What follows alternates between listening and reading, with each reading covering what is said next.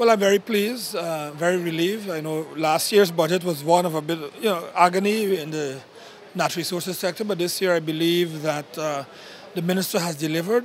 We have had extensive meetings with the various associations representing forestry, mining, etc., and he has responded. And so I'm very pleased, and the industry is going to be very pleased, particularly in the area of forestry. Money has been set aside to work with the private sector to set up what is known as a stockyard where logs could be gathered and processed.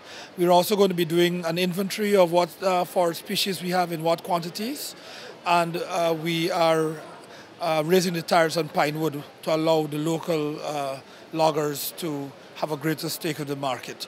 And for mining, the tributous tax, which was a tax that was raised from 10% to 20% last year, that has been reversed.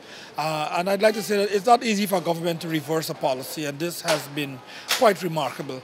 And I am ecstatic. And generally, I believe that the budget is a good midterm budget. It is not meant to excite, and it is meant to stabilize, and I believe that it has delivered in that context as well. I expect that the industry itself will be ecstatic. The miners are going to be very happy because their proposals have been accepted.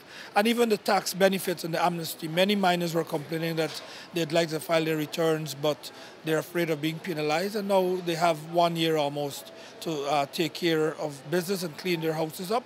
And this is a good gesture for them as well. I expect very heated debates. Ghana is not unique in this regard.